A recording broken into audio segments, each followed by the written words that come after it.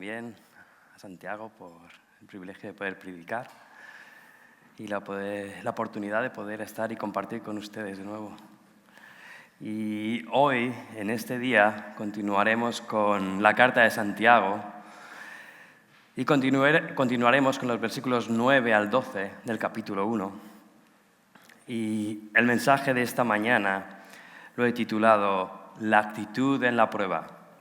La actitud en la prueba. Jim Elliot fue un misionero estadounidense que murió junto a otros 4 misioneros durante un intento de evangelizar al pueblo, a ver si soy capaz de decirlo bien, Huaorani, de Ecuador. Elliot profesó su fe en Jesús a los 6 años. Y sus padres, en el lugar donde creció, sus padres le inculcaron la obediencia y la honestidad. Los padres de Elliot animaron a sus hijos a ser aventureros, a vivir para Cristo. Y durante su época en el instituto, tuvo varias ocasiones en las que tuvo que confrontar problemas, por no conformarse al mundo, por afirmar su negativa a ciertas actividades por su convicción de fe. Con 21 años empezó a estudiar quechua para poder ir a la misión en Ecuador, para así poder alcanzar a los pueblos indígenas. Con 24 años se mudó a Quito, Ecuador. Por cierto, algunos ya me han dicho que es muy bonito, pero no he tenido el privilegio de ir a visitar y conocer. Pero bueno, Jim Elliot, después de mudarse a Quito, empezó a evangelizar a diferentes pueblos indígenas que estaban en la ciudad, donde también conoció a la que sería su esposa. Y con 27 años empezó la que sería su última misión: alcanzar con el evangelio a los Huaorani, un pueblo indígena considerado muy peligroso para cualquier extranjero. Después de varios contactos con este pueblo, Elliot y sus compañeros de misión fueron asesinados por guerreros de esta tribu.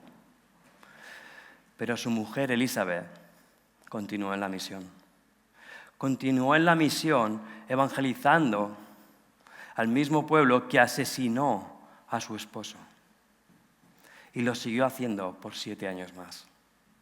Esta pareja tuvo claro durante su vida que lo que realmente importaba no era conseguir una casa, tener una familia y vivir cómodamente atendiendo a la iglesia cada fin de semana, sino que vieron la necesidad del evangelio y fueron a la misión, dejando su mundo de prosperidad, abundancia, por un mundo mucho más humilde. Después de la muerte de su marido, Jim, dejándola con una niña sola de 10 meses, Elizabeth no fue abatida por esta gran prueba, sino que siguió considerando lo eterno por encima de lo terrenal. Siguió considerando nuestra posición en Cristo como lo único de lo que gloriarse en esta vida, pudiendo considerar la vida como algo pasajera y con una misión que cumplir: evangelizar a los perdidos y hacer discípulos. En este día, Santiago nos va a enseñar cómo ha de ser nuestra actitud en la prueba, independientemente de nuestra situación económica, y cómo debemos centrar nuestra vida, nuestra vista, no en las riquezas, posición social, cosas terrenales o nuestra propia vida, sino que nos va a animar, nos va a exhortar a poner la vista en nuestra posición eterna con Cristo y su recompensa. Y estas han de ser las únicas cosas de las que nos tenemos que gloriar en la prueba. Hermanos, vamos a orar para comenzar. Padre amado, te damos muchas gracias por este día en el que nos podemos reunir alrededor de tu palabra para ser animados, retados, exhortados, enseñados y para que tú seas glorificado mediante la predicación de tu palabra. Te pedimos que bendigas este tiempo y que me guardes del error, que podamos estar con corazones dispuestos a ser edificados. Líbranos de distracciones y esto oramos en el nombre del Señor Jesús. Amén. Acompañadme a Santiago 1, versículo 9 al 12. Santiago 1, del 9 al 12.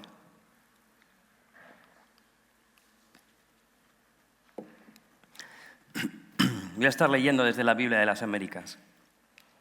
Pero el hermano de condición humilde se gloríe en su alta posición, y el rico en su humillación, pues él pasará como la flor de la hierba, porque el sol sale con calor abrasador y seca la hierba, y su flor se cae, y la hermosura de su apariencia perece. Así también se marchitará el rico en medio de sus empresas.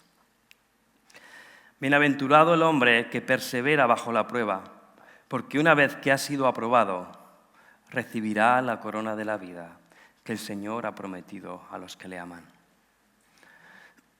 Santiago empieza nuestro texto hoy con un ¿pero qué?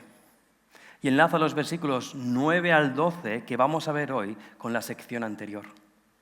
Tanto la sección inmediata, versículos del 5 al 8, que vimos la última vez, sobre pedir sabiduría a Dios cuando nos encontramos en medio de las pruebas, como la forma de atravesarlas en cada momento, como también está ligando o conectando con toda la sección que trata sobre las pruebas, que va desde el versículo 2 hasta el versículo 12, que está tratando de las pruebas y cómo el creyente puede atravesarlas. Esta última sección, del 9 al 12, se presenta mediante un ejemplo y un contraste, mediante un mandato sobre cómo ha de ser nuestra actitud en la prueba, como creyentes, independientemente de cómo sea nuestra posición económica o social. Además, presenta cómo debe ser nuestra actitud y explica el porqué. Para acabar con un ejemplo, la muestra, por así decirlo, donde debemos mirar, con lo que compararnos, para así saber si estamos cumpliendo, si estamos perseverando y estando relacionando el versículo 2, el mandato está con sumo gozo con el estado del creyente que persevera, que es bienaventurado, feliz.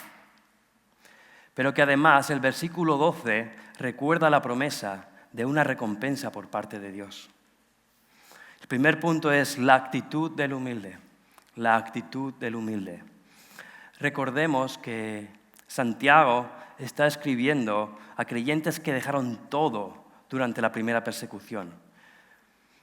Esta primera persecución comenzó después de la muerte de Esteban. Esa persecución los llevó a ir a diferentes lugares, lejos de su hogar, y algunos, como consecuencia, eran muy pobres. Versículos 15 al 16 del capítulo 2 de esta misma carta dice así. Capítulo 2, 15 al 16. Si un hermano o una hermana no tienen ropa y carecen del sustento diario, y uno de vosotros les dice, id en paz, calentaos y saciaos, pero no le dais lo necesario para su cuerpo, ¿de qué sirve? Muchos de estos hermanos estaban en una pobreza extrema, por así decirlo, aunque no todos estaban en la misma situación. Recordemos que esto no era una consecuencia de su pecado o de una mala decisión, sino que era una consecuencia de seguir a Cristo. De seguir a Cristo como su Señor y Salvador. Era la consecuencia de tener fe en Jesús, lo que forzó a que emigrasen a otros países y regiones. Santiago, en su amor por estos hermanos, no los cataloga como, hoy dirían, muertos de hambre, o mendigos, o escoria de la sociedad. Santiago los llama hermanos de condición humilde. Esta condición hacía referencia a su situación económica y social, y seguramente eran personas insignificantes para la sociedad en la que vivían. Y es que el uso de este adjetivo, humilde condición, con referencia a la situación económica, también lo podemos ver en el idioma en español, cuando se refiere a una familia que conocemos, que tiene pocos recursos económicos. Quizá te preguntan, ¿y eres amable con ellos? ¿Conoce a dicha familia? Y alguien le preguntase, ¿qué? Por su situación económica. Usted diría, sí, son una familia humilde. Pero si por el contrario fuese catalogado por extractos sociales, se considerarían de clase baja, pobres, que incluye un tono mucho más despectivo y que Santiago totalmente evita en este texto. Estos hermanos que estaban en la pobreza no tenían nada de lo que estar orgullosos carnalmente. Habían perdido todo lo que poseían, pero ese no era su único problema. Muchos de ellos eran oprimidos. Algunos trabajaban, pero no recibían su salario. No tanto por ser creyentes, sino por la avaricia de algunos ricos. En esta situación de pobreza, de no tener para el sustento diario, ni para ellos mismos, ni para su familia, es que Santiago les escribe.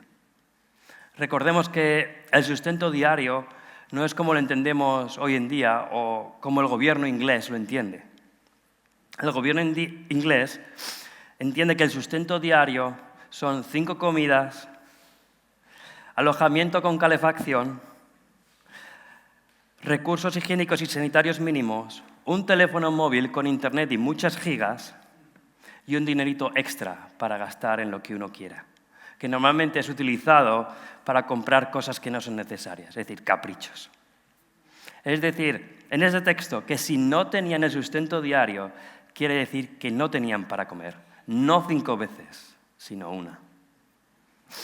Pero notemos que Santiago no se compadece de ellos, ni expone este ejemplo para utilizarlo y así llamar la atención a los que eran ricos, a los que tenían más, para que diesen a los que tenían menos. Sino que el objetivo de Santiago es equipar a los creyentes para que puedan atravesar las pruebas. Y es en este caso en que estos versículos están dándole un mandato imperativo. Y ese mandato es gloriarse, jactarse, enorgullecerse. ¿Pero de qué? Si muchos estaban pasando frío, hambre. Entonces, ¿cómo te puedes enorgullecer de estar en una situación tan precaria, tan mala al atravesar una prueba? El propio versículo nos va a dar la respuesta. En la Reina Valera del 60 traduce el versículo 9 de la siguiente manera. Pero el hermano de condición humilde se gloríe en su exaltación. La palabra exaltación actualmente, o al menos yo, para mí no es muy utilizada, pero hace referencia a la acción o efecto de ensalzar, elevar, poner en alto el valor o mérito de algo. El hecho de que no es una palabra muy utilizada nos hace, o al menos a mí, que al leer los versículos de una forma rápida, los versículos 9 y 10, no los entendamos muy bien y tengamos que volverlos a leer y volverlos a leer, porque nos parece un sinsentido. Porque, vale, de acuerdo, el pobre se puede gloriar en una alta posición, aunque no tengamos claro a qué se refiere o qué es lo que es. Pero el rico, ¿cómo se va a gloriar en su humillación? Pero eso es justo lo que Santiago se está refiriendo. Al poner los dos ejemplos en contraste, y eso es lo que vamos a ver hoy. Dice en el versículo 9, pero que el hermano de condición humilde se gloríe en su alta posición. Entonces, la respuesta a la pregunta, ¿cómo te puedes enorgullecer de estar en una situación tan precaria, tan mala, y encima con más pruebas? ¿Cómo es posible? La respuesta es la forma en la que enfrentamos la prueba. Su actitud en la prueba, el texto dice que tenían que gloriarse en su alta posición. Espera un momento. Pero si acabamos de leer que eran hermanos de condición humilde. ¿Cómo pueden gloriarse en su alta posición si están en la posición más baja de la sociedad? Extranjeros, sin hogar, pobres, y encima estaban atravesando todo tipo de pruebas. Entonces, ¿qué posición es esta a la que se refiere Santiago? La respuesta a esta pregunta es la clave. La clave es que su alta posición no tiene nada que ver con su situación social, económica o terrenal. Tiene que ver con respecto a su vida eterna. Tiene que ver en la posición en la que están con respecto a Dios y a Cristo. El hermano que está en una posición difícil económicamente, que está en una posición socialmente baja, no tiene nada de qué gloriarse. Por eso, cuando se ve en medio de la prueba, acude en humildad a Cristo, porque sabe que no tiene nada válido, nada de lo que estar orgulloso. Y es así como ve y se da cuenta de que su posición verdadera, lo que realmente importa, está con Cristo. Y esto sí que es algo de lo que gloriarse. Porque en este mundo no tenían nada, pero ahora, por gracia, ha recibido la salvación y tiene una herencia incorruptible en los cielos. Si podéis acompañarme a Romanos 8, 17 al 18. Romanos 8, 17 al 18, dice así: y si hijos de Dios, también herederos, herederos de Dios y coherederos con Cristo, si en verdad padecemos con Él, a fin de que también seamos glorificados con Él. Pues no considero que los sufrimientos de este tiempo presente no son dignos de ser comparados con la gloria que ha de ser revelada. Primera de Pedro 1:4. Nos ha hecho nacer de nuevo para obtener una herencia incorruptible, inmaculada y que no se marchitará, reservada en los cielos para vosotros. Esta es la posición y la consideración que debemos tener como creyentes en un momento de prueba y dificultad. Debemos mirar no nuestra situación económica o social, sino nuestra posición en los cielos. Aunque no tenemos carnalmente nada de lo que gloriarnos o de estar orgullosos, sí que hay una cosa de lo que gloriarnos, y es la salvación, nuestra posición con Cristo. Es que debemos regocijarnos que nuestra posición es en Cristo. Nuestra herencia está en los lugares celestiales.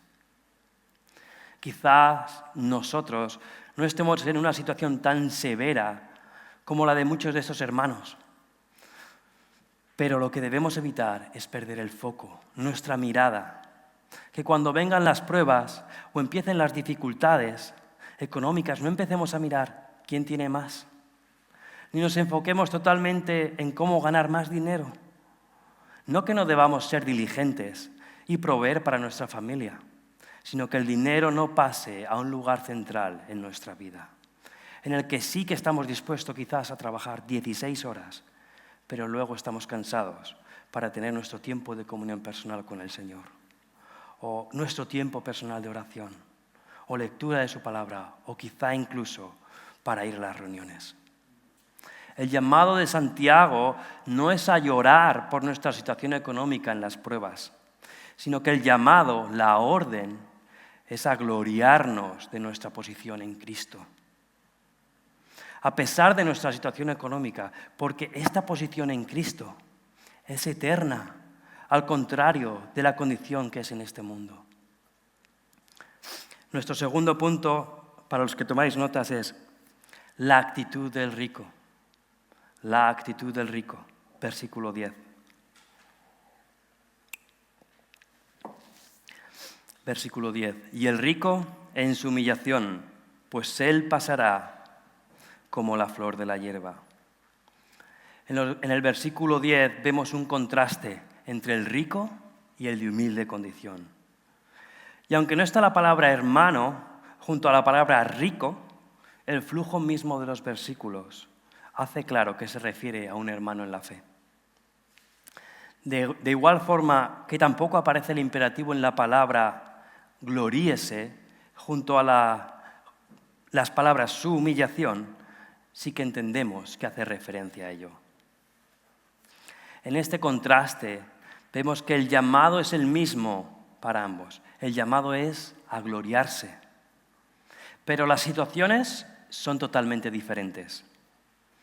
Si el de condición humilde, el pobre, se le llamaba a gloriarse en su alta posición en Cristo, el rico, el que tiene económicamente todo y socialmente, no se le llama a gloriarse en su condición de éxito social y económico.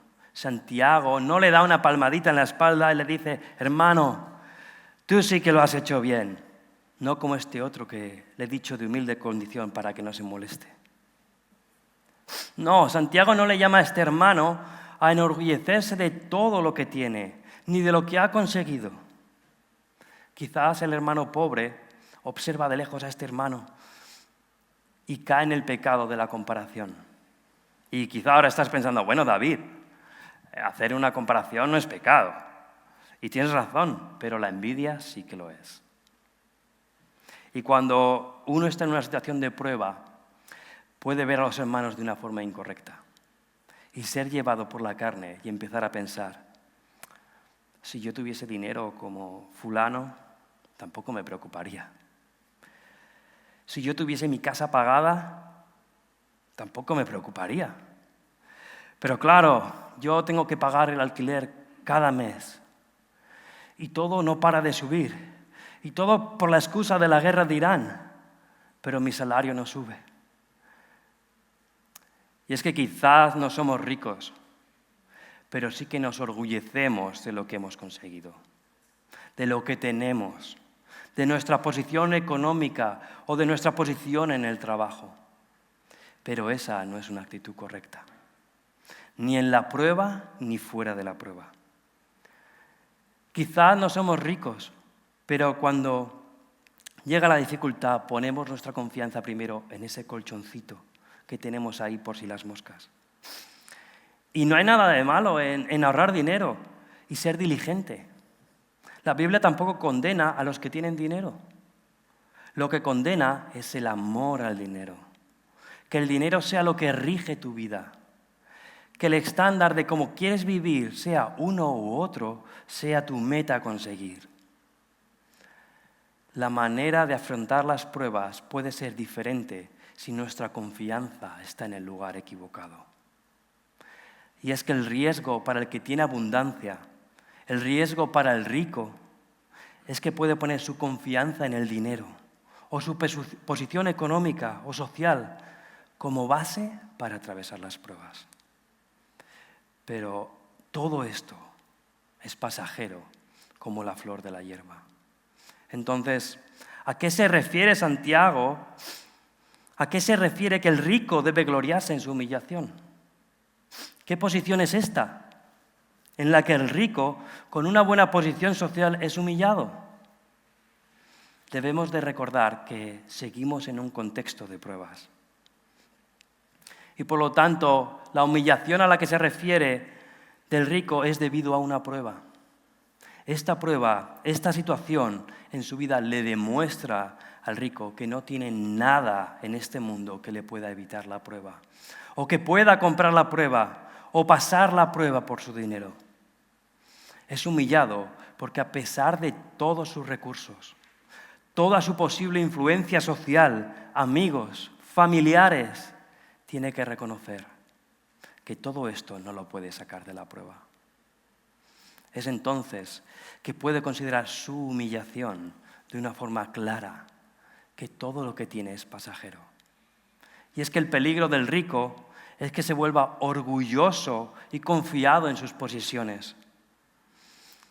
Por eso Santiago utiliza la ilustración de la hierba para mostrar la brevedad de las riquezas. Y el rico, dice el versículo, como las flores de la hierba silvestre.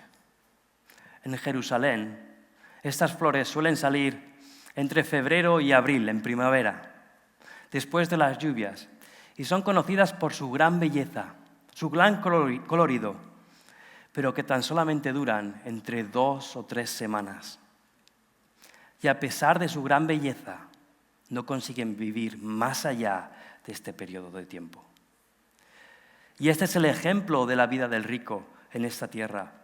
Y que la única cosa de la que puede gloriarse o estar orgulloso en el momento de la prueba no es cuánto dinero tiene, qué posición social llegó a tener, o si fue jugador del Manchester City o del Arsenal, porque todo eso va a pasar, igualmente que nuestra vida.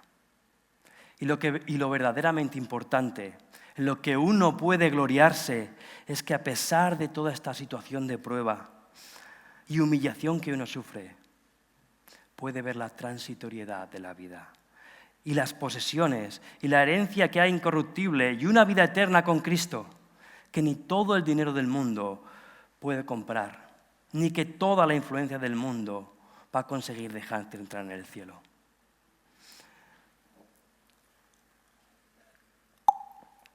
Hay un ejemplo en la Biblia también bastante conocido, es el ejemplo de Naamán.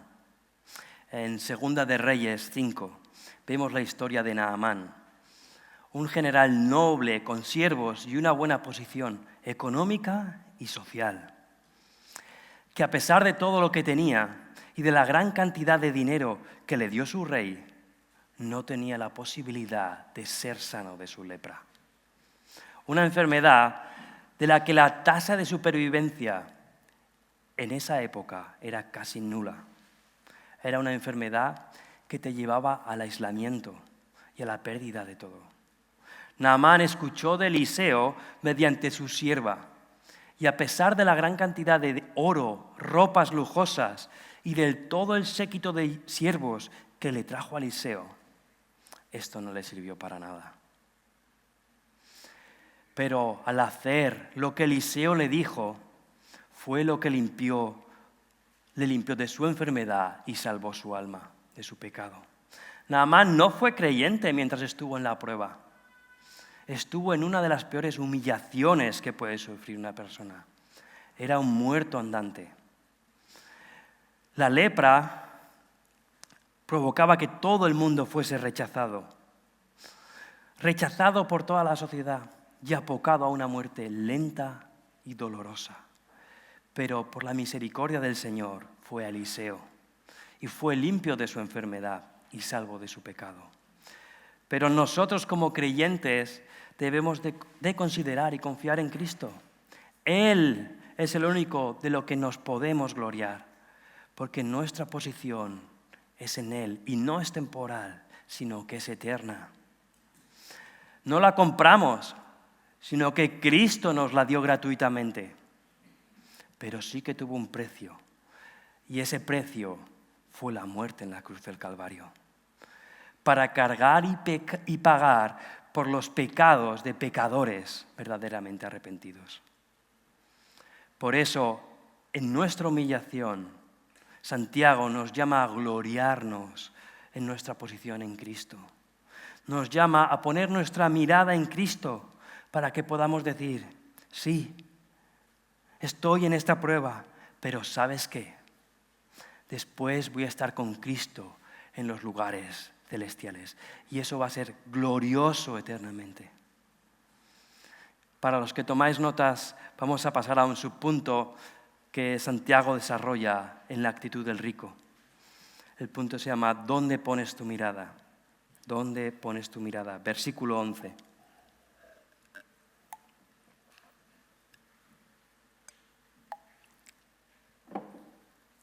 Porque el sol sale con calor abrasador y seca la hierba, y su flor se cae, y la hermosura de su apariencia perece. Así también se marchitará el rico en medio de sus empresas. El rico y las riquezas pasarán, ya sea porque vendrá un momento en que las riquezas se perderán o porque la vida se acabará. Y tengas mucho o tengas poco, no te vas a llevar ni una moneda. Recordemos, cuando hablamos de riquezas o el rico, no es que debemos estar pensando en alguien como Elon Musk, que es el hombre más rico actualmente. Como dato os diré que solamente tiene 839.000 millones de dólares. Y para encontrar a alguien que hable español, que esté ahí en esa lista de ricos, hay que bajar hasta el puesto número 10. Y ahí encontramos entonces a Amancio Ortega, el dueño de Zara, con solamente 148.000 millones de dólares. No sé si alguno de vosotros tiene esa cantidad, pero bueno, nuestro contexto muestra que los ricos son aquellos que podían vivir de una vida abundante, con una vida de abundancia. En el capítulo 2, Santiago nos da una imagen del rico. Capítulo 2, versículos del 1 al 9. Y después explica que este rico viste de ropa lujosa y que lleva un anillo de oro. Y seguramente si preguntase hoy aquí, no me tenéis que responder quién puede llevar o quién lleva ropa de marca o tiene un anillo de oro o pendientes de oro, la mayoría nos consideraríamos ricos de acuerdo a este contexto o cuadraríamos con esta descripción. Y es que el objetivo de Santiago en este versículo 11 es expandir lo que toca de una forma rápida en el versículo 10, que es la temporalidad de la vida y las riquezas, la temporalidad del rico. Con las comparaciones y contrastes entre el rico y el humilde, Santiago pone de manifiesto varias cosas. El humilde en esta vida no tiene nada de lo que enorgullecerse, pero el rico, en cambio, sí, todas sus posiciones y nivel social. El humilde en la prueba no tiene nada en lo que poner su confianza aparte de Cristo. Lo único que tiene es Cristo y su promesa de salvación. El creyente rico, por el contrario, puede caer en la tentación de pensar que puede afrontar la prueba con sus fuerzas o que puede afrontar la prueba con su posición económica y social, pero en su humillación. En la prueba se da cuenta de que ni su dinero ni su posición le sirven de nada. El dinero no cura enfermedades incurables o terminales. El dinero no te devuelve un ser querido, ni te puede quitar ese dolor en el corazón que tú sientes por otra persona. El dinero no arregla relaciones rotas, solo puede maquillarlas. El dinero solo da una falsa seguridad y no puede darte la paz, ni tampoco te puede hacer pasar la prueba. Y es que el rico en su humillación no tiene nada verdaderamente de valor, no tiene nada a lo que aferrarse, nada de lo que gloriarse, porque todo es como la flor de la hierba, que cuando sale el sol se seca, se marchita y se cae. Pero como creyente sí que tiene algo de lo que gloriarse, a lo que aferrarse, que es su posición en Cristo. Debemos enfrentar las pruebas con una actitud correcta, no mirando ni afrontando las pruebas desde una posición derrotista o de queja, como podría enfrentarla alguien que no tiene nada terrenalmente hablando y que todo lo ve como una vuelta más de tuerca a su mala situación. Tampoco debemos afrontarlas poniendo nuestra confianza en el lugar equivocado, como el dinero, sino que en las pruebas debemos gloriarnos, jactarnos en nuestra posición eterna y que nuestro tiempo aquí es corto y que todo lo que tenemos aquí un día va a acabar. Por eso debemos de considerar nuestro lugar eterno como lo que nos ayuda a atravesar la prueba. ¿Es tu actitud en la prueba de gozo? Puedes estar contento, feliz, incluso estar orgulloso de tu lugar en Cristo en la prueba, a pesar de todo ese sufrimiento que lo rodea. Pero si nuestra actitud en la prueba no es la que deberíamos tener como creyentes, pidamos sabiduría a Dios, porque Él nos la va a dar. Él está dispuesto a ayudar para así podamos tener una actitud correcta en la prueba. Primera de Pedro 1:3 del versículo 3 al 7. Primera de Pedro 1 del 3 al 7.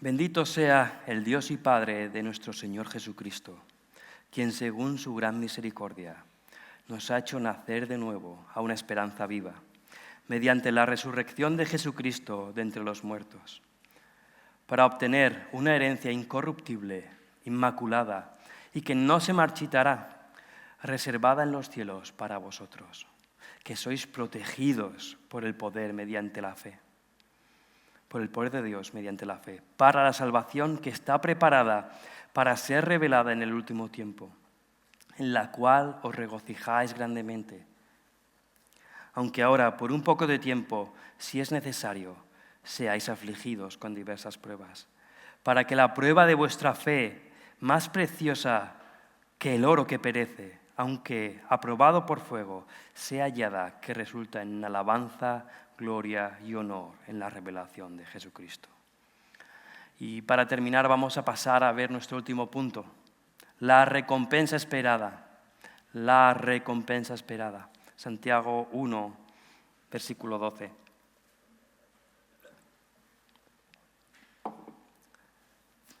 Bienaventurado el hombre que persevera bajo la prueba, porque una vez que ha sido aprobado, recibirá la corona de vida que el Señor ha prometido a los que le aman.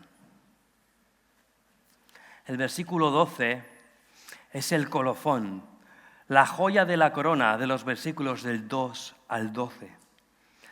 Nos explica y presenta cómo va a estar el hombre que persevera en la prueba y la recompensa que recibirá.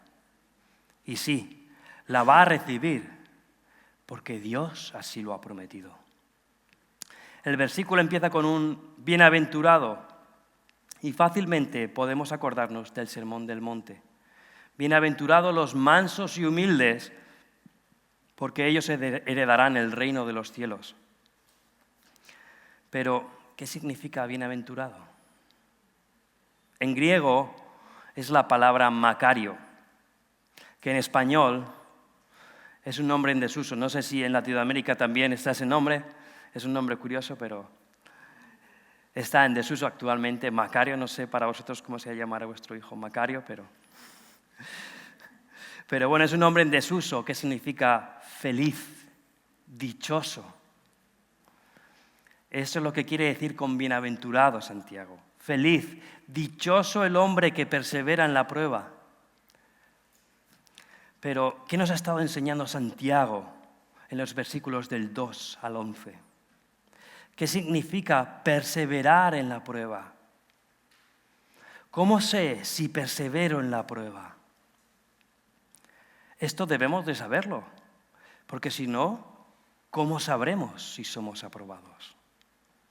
Santiago nos ha estado enseñando cómo perseverar en las pruebas, cómo debe ser nuestra actitud en la prueba y qué producirá la prueba en nosotros. El resultado de la prueba se va a demostrar en nuestra vida. Y según ese resultado, seremos considerados aprobados o no. Pero hagamos un repaso. Y es que para llegar a la prueba debíamos haber estado preparados, debíamos de recordar lo que ya sabíamos de Dios, que Dios es bueno y que Él siempre tiene lo mejor para nosotros. Porque los que aman a Dios, todas las cosas les ayudan a bien. Romanos 8:28. Que nuestra mente debe estar lista para recordar cómo es Dios y cuál es el motivo de la prueba. El motivo de la prueba es producir paciencia, perseverancia en nosotros. Y si perseveramos, nuestro carácter madurará de una forma completa y perfecta, teniendo así un carácter probado. Por eso Santiago nos llama a estar gozosos en la prueba. Sin embargo, Dios no puede obrar en nosotros sin nosotros. Nosotros también tenemos que querer. Debe haber una voluntad sumisa y humilde.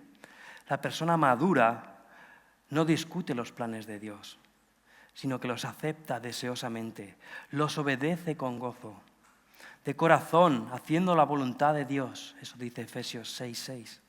De lo contrario, llegaremos a ser como niños inmaduros en vez de adultos maduros. El profeta Jonás es un ejemplo de ello.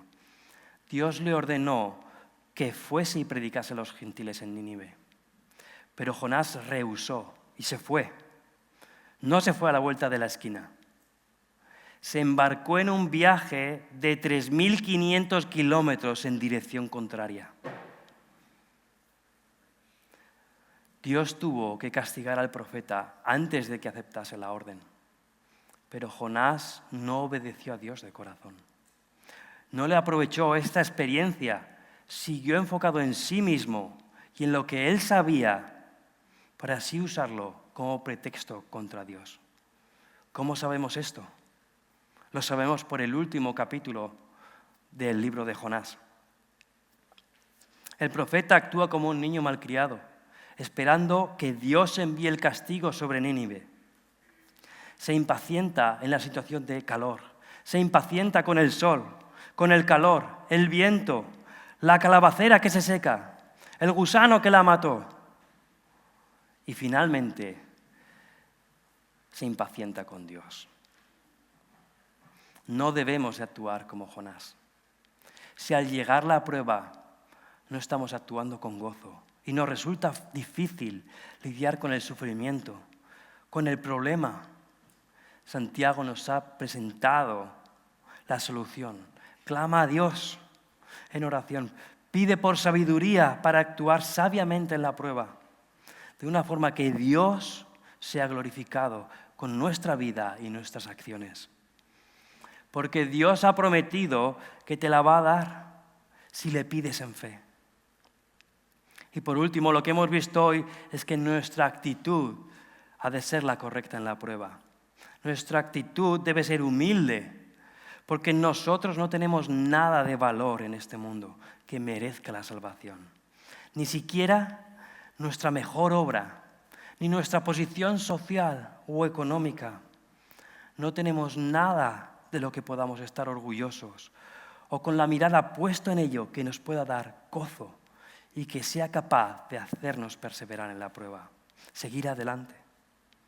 Porque todo lo que tenemos en esta vida pasará, tanto las riquezas como nuestra vida, porque son como la flor de la hierba.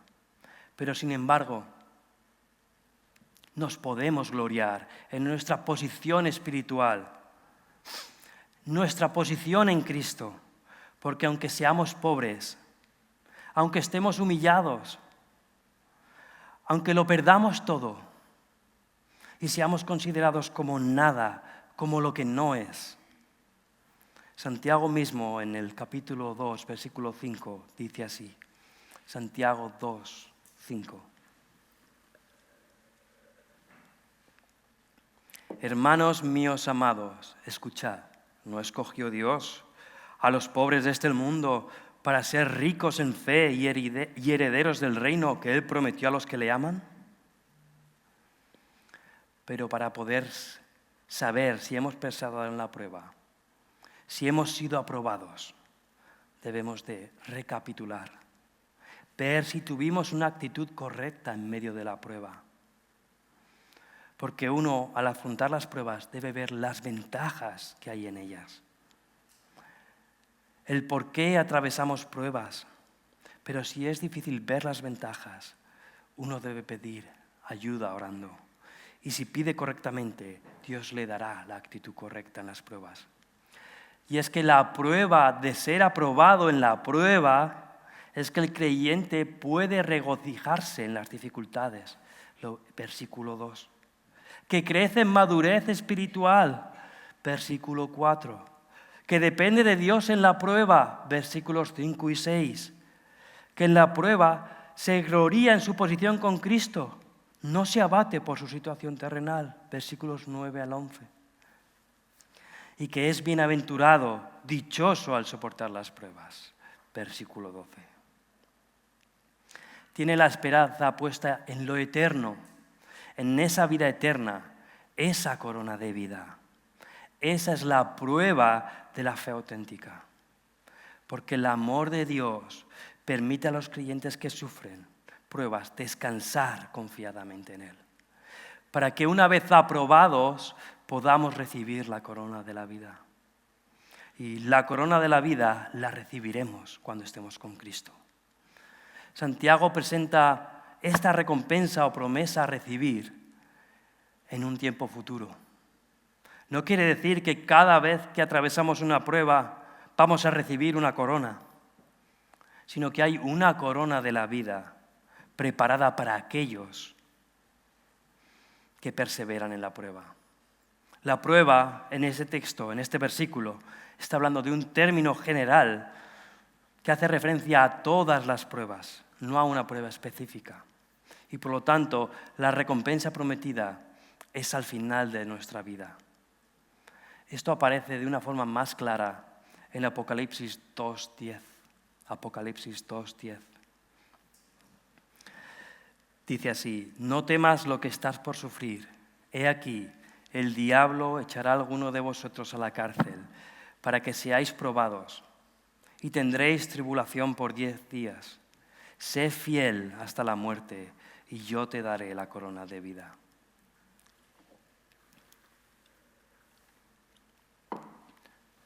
No debemos confundirnos con la aprobación a la que se refiere el versículo 12 y pensar de que si no atravesamos una prueba de forma fiel, entonces no estoy aprobado a los ojos de Dios y por lo tanto no recibiré la corona de vida.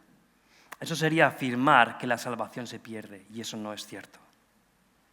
La corona de vida no es la salvación, sino la vida eterna y plena con Cristo. Nosotros en cada prueba que atravesamos somos transformados más y más como Cristo. Tanto madurando en nuestro carácter como adquiriendo más sabiduría sobre cómo actuar. Y esto es así porque es una promesa de Dios. Es una promesa hecha por Dios para nosotros. Pero esta promesa tiene 2 condicionales. La primera condicional es que nuestra fe ha de ser verdadera para poder perseverar con gozo. Y la segunda es que debemos pedirle a Dios sabiduría para poder actuar con una actitud correcta. Si fallamos, no habrá crecimiento espiritual. Pero si nuestra fe es verdadera, vamos a perseverar. Porque amamos a Dios. Y le amamos porque Él nos amó primero. Y si murió por nosotros, por nuestros pecados, entonces tenemos vida eterna. Juan 10, 27 al 30 dice así: mis ovejas oyen mi voz y yo las conozco y me siguen. Y yo les doy vida eterna y jamás perecerán. Y nadie las arrebatará de mi mano. Mi Padre que me las dio es mayor que todos y nadie las puede arrebatar de la mano del Padre. Yo y el Padre uno somos. Para recibir la corona de la vida debemos de cumplir 2 cosas: perseverar en la prueba y debemos amar a Dios. Porque solo los que aman a Dios es a los que se les ha prometido dicha recompensa. Pero, ¿sabes qué? La única forma de perseverar en la prueba es mediante la fe en Cristo. Como tu Salvador. Recordemos que lo que es probado en la prueba es nuestra fe. En la prueba se prueba que lo que profesamos es realmente cierto. Si al llegar la prueba rechazamos a Cristo, la prueba muestra que esa fe era falsa. Pero si por el contrario, en la prueba estamos gozosos y crecemos en santidad, madurez, y nos glorificamos en nuestra posición con Cristo, entonces esa es la prueba de que nuestra fe es verdadera. Y al final estaremos con Él en los lugares celestiales. Pero si tienes dudas de si tu fe es verdadera, ve a Cristo. Él no rechaza a nadie que va a Él con un corazón arrepentido. Mejor estar seguro de que verdaderamente tienes a Cristo como tu Salvador, que llegar un día a su presencia y que te diga, nunca te conocí. Si tienes dudas o estás intranquilo, no lo dejes pasar. Incluso hoy es el día aceptable, porque todavía hoy es el día de salvación. Pero recuerda, la vida del hombre es como la flor de la hierba. Es corta y nunca sabes cuándo se va a acabar. Pero si confiesas con tu boca a Jesús por Señor y crees en tu corazón que Dios le resucitó de entre los muertos, serás salvo. En conclusión, hoy hemos estado viendo la actitud del creyente en la prueba. Y que esta actitud es la muestra de su fe. Es la prueba de su esperanza. El creyente, tanto el rico como el humilde, están en la misma condición ante Dios. Ninguno puede ganarse la salvación, porque la salvación es un regalo de Dios. Pero en la prueba, tanto el humilde como el rico deben gloriarse en lo único que tienen verdaderamente, que es su posición en Cristo. Aquello que no pueden perder y nadie les puede quitar. Esto es lo que les ayuda a tener una actitud correcta. Una actitud correcta en la prueba, pues no están considerando como algo importante las cosas terrenales o de este mundo, sino que tienen puesta su mirada en su herencia incorruptible con Cristo. Los creyentes que recibieron esta carta estaban en persecución y muchos de ellos lo perdieron todo: hogar, trabajo, posición, tanto económica como social, familiares o incluso algunos de ellos su propia vida, por causa de Cristo y su evangelio. Pero Santiago los exhorta y anima a que en las pruebas estén gozosos, que tengan una actitud correcta, que se gloríen de lo importante, que es lo eterno con Cristo, para que estén dichosos, felices, bienaventurados de perseverar en la prueba, porque al final recibirán la corona de vida porque aman a Cristo. Jim Elliot, en su frase más célebre, dijo: no es tonto el que da lo que no puede conservar para ganar aquello que no puede perder. Esta frase resume su convicción de que sacrificar la vida terrenal por el Evangelio es una inversión eterna, no una pérdida.